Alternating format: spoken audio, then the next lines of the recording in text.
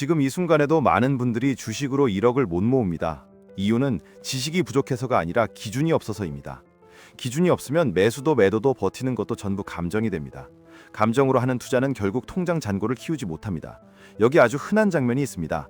한 사람은 저축만 합니다. 주식은 무섭고 내 돈이 너무 소중해서요. 다른 한 사람은 투자에 올인합니다.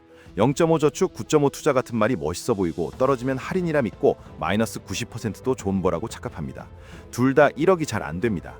저축만 하는 사람은 속도가 너무 느리고 올인하는 사람은 멘탈이 먼저 부서집니다. 그럼 1억을 만드는 사람은 뭐가 다를까요? 종목을 맞추는 사람이 아니라 규칙을 지키는 사람입니다. 특히 QLD, TQQQ 같은 레버리지 ETF를 만지는 순간부터는 종목 이야기가 아니라 규칙 이야기가 되어야 합니다. 레버리지로 1억을 만드는 길은 용감함이 아니라 시스템입니다. 당장 현실부터 보겠습니다. 월급은 계단처럼 오르는데 물가는 엘리베이터처럼 오릅니다. 집값은 로켓처럼 움직일 때가 있습니다. 그래서 사람들은 조급해집니다. 조급함이 레버리지로 이어집니다. QLD, TQQQ를 찾는 심리 자체는 정상입니다. 빨리 따라잡고 싶으니까요. 문제는 그 다음입니다. 도구를 들었는데 사용법 없이 휘두르는 겁니다. QLD는 나스닥 100 흐름을 2배로 따라가려는 상품이고 TQQQ는 3배로 따라가려는 상품입니다. 여기서부터 이미 게임이 달라집니다. 2배, 3배는 수익도 커지지만 변동도 같이 커집니다. 그리고 이 상품들은 하루 단위로 구조가 재조정되는 성격이 있어서 오르내림이 반복될수록 체감 수익이 생각보다 망가질 수 있습니다. 그러니까 이걸 장기 투자라는 단어 하나로 퉁치면 안 됩니다. 장기라는 시간 위에 규칙이라는 뼈대를 세워야 합니다. 많은 분들이 1억을 못 모으는 진짜 이유는 이것들입니다. 처음엔 다 잘합니다. 한 달, 2달 계좌가 올라가면 내가 드디어 길을 찾은 것 같습니다. 그때부터 머릿속에서 이런 대사가 나옵니다. 이번엔 다르다. 이번엔 내가 맞다.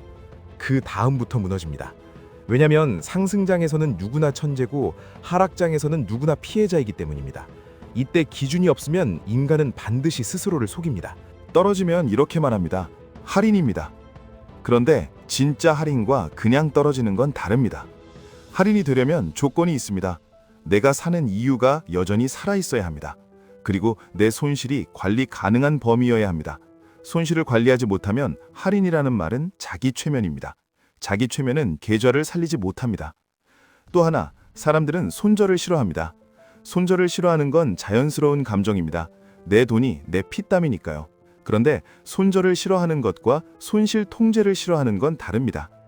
QLD, TQQQ에서 손실 통제를 포기하는 순간 1억이 아니라 생존이 목표가 됩니다. 마이너스 97%에서 존버를 외치면 그건 멘탈 게임이 아니라 숫자 게임입니다. 숫자는 감정을 봐주지 않습니다. 그리고 소비입니다. 사람들은 주식으로 1억을 만들고 싶다고 말하면서 동시에 매달 1억을 못 만드는 소비를 합니다.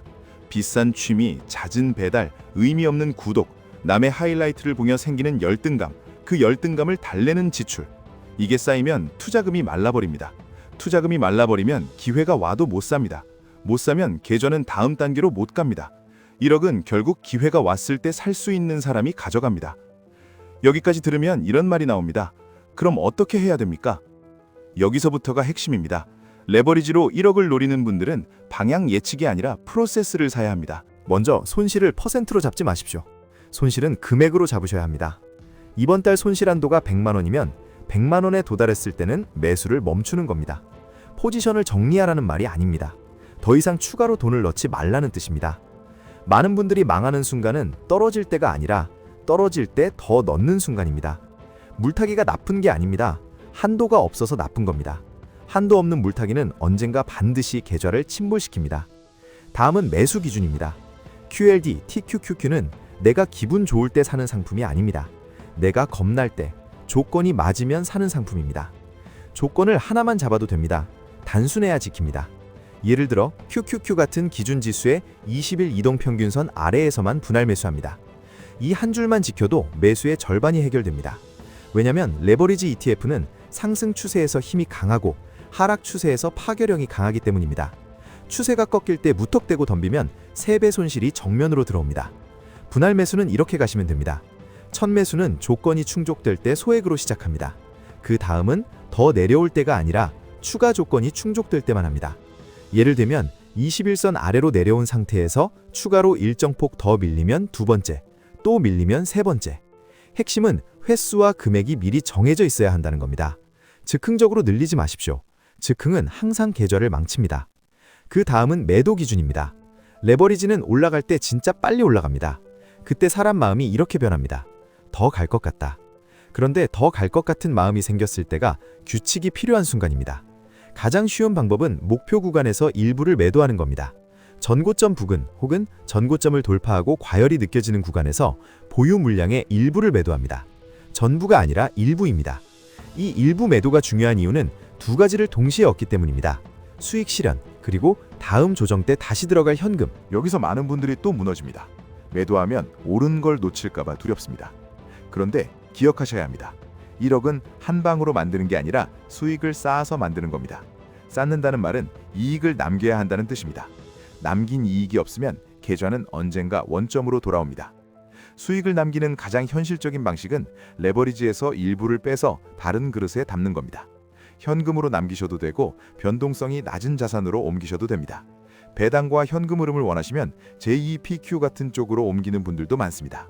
중요한 건 이름이 아니라 구조입니다. 공격 자산에서 이익을 뽑아내서 방어 자산에 고정시키는 구조. 이 구조가 있어야 레버리지가 인생을 망치지 않고 인생을 당겨줍니다. 그리고 투자 비중입니다. QLD와 TQQQ를 둘 다 쓰는 이유가 있습니다. QLD는 변동이 상대적으로 덜해서 코어로 쓰기 좋고 TQQQ는 추세가 강할 때 가속기로 쓰기 좋습니다.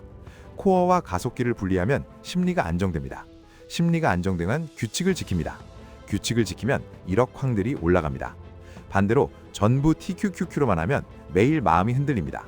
흔들리는 손으로 누르는 매수 버튼은 결국 눌러서는 안 되는 타이밍에 눌리게 됩니다. 여기까지 오면 이런 질문이 나옵니다. 레버리지는 결국 도박 아닙니까? 도박은 기준 없이 확률을 맡기는 겁니다. 투자는 기준으로 확률을 관리하는 겁니다. 같은 상품을 사도 기준이 있으면 투자고 기준이 없으면 도박입니다. QLD, TQQQ는 특히 그렇습니다. 레버리지가 위험한 게 아니라 레버리지를 감정으로 다루는 사람이 위험합니다. 또 이런 질문이 나옵니다. 그럼 손절은 언제 합니까? 저는 손절이라는 단어보다 손실통제라는 단어가 더 정확하다고 봅니다. 손절을 단 한 번도 안 하고도 성공한 사람은 있습니다. 그런데 그 사람들은 딱 한 가지를 합니다. 추가 매수를 멈출 줄 압니다. 손절을 못하겠으면 적어도 추가 매수 규칙은 지키셔야 합니다.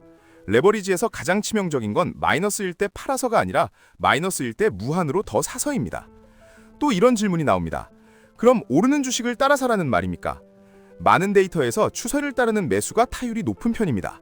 다만 레버리지에서는 추세 추종과 추세 역행을 섞으면 계좌가 찢어집니다. 그래서 기준을 하나로 통일하라는 겁니다. 21선 아래에서만 분할 매수, 전고점 부근에서 일부 매도. 이런 단순한 규칙이 레버리지에서 오히려 강합니다. 복잡한 규칙은 지키지 못합니다. 그리고 마지막 질문이 나옵니다. 월 300으로 1억이 가능합니까? 가능합니다. 다만 조건이 있습니다. 인생을 바꾸는 건 한 번의 운이 아니라 반복되는 습관입니다. 월급이 적든 많든 투자로 1억을 만드는 사람은 딱 두 가지를 반복합니다. 투자금이 먼저 빠져나가는 구조, 그리고 손실을 관리하는 구조. 반대로 못 만드는 사람은 딱 두 가지를 반복합니다. 남는 돈으로 투자하는 구조, 그리고 감정으로 물타기 하는 구조. 여기서 진짜 중요한 이야기를 하나 드리겠습니다. 사람들이 1억을 못 만드는 이유는 수익률이 부족해서가 아닙니다. 지속성이 부족해서입니다. 지속성이 깨지는 이유는 투자 방식이 내 성격과 안 맞기 때문입니다. QLD, TQQQ를 하고 싶으시면 본인 성격부터 인정하셔야 합니다. 빨리 가고 싶다, 남들보다 늦는 게 싫다, 기회가 오면 확실히 잡고 싶다. 이 마음을 억누르지 마십시오. 대신 그 마음이 폭주하지 않게 울타리를 세우십시오. 울타리가 손실 한도입니다. 울타리가 분할 매수 횟수입니다. 울타리가 일부 매도 규칙입니다. 울타리 없는 욕망은 반드시 계좌를 태웁니다. 그러면 실제로 어떤 루틴으로 가야 하느냐? 이렇게 가시면 됩니다. 월급날 다음 날 자동이체로 투자금이 빠져나갑니다. 그 투자금은 먼저 현금으로 쌓입니다. 매수는 매일 하지 않습니다. 조건이 올 게만 합니다. 조건은 하나로 고정합니다. QQQ가 21선 아래로 내려오면 그때 QLD 또는 TQQQ를 분할로 들어갑니다. 분할은 미리 정한 횟수만 합니다. 예를 들어 3번. 한 번을 크게 하지 않습니다. 크게 하면 마음이 흔들립니다. 매수한 뒤에는 매일 보지 않습니다. 매일 보면 반드시 손이 나갑니다. 대신 주간으로만 체크합니다. 그리고 올라오면 일부를 매도합니다. 전부가 아니라 일부. 그 매도한 돈의 절반은 현금으로 남기고 절반은 방어 자산으로 옮깁니다. 이걸 반복하면 레버리지가 삶을 망치는 도박이 아니라 삶을 당겨주는 레버가 됩니다. 이 과정에서 가장 중요한 태도는 하나입니다. 내가 맞추는 게 아니라 내가 살아남는 것.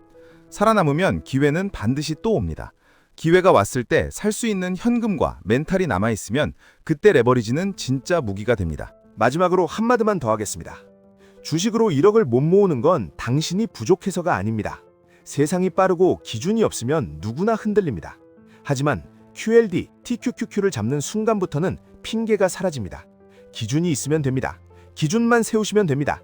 그 기준을 오늘 여기서 가져가시면 됩니다. 이 영상 보고 나서 바로 하실 건 하나입니다. 종목 검색이 아니라 내 규칙을 한 장으로 쓰는 겁니다. 이번 달 손실 한도 얼마, 분할 매수 몇 번, 매수 조건 하나, 일부 매도 조건 하나. 이 한 장이 당신의 1억을 현실로 바꾸는 시작점이 됩니다. 투자 권유가 아닙니다. 다만 돈을 잃지 않고 끝까지 살아남는 방식은 분명히 존재합니다. QLD, TQQQ는 그 방식 안에 들어갈 때만 의미가 생깁니다.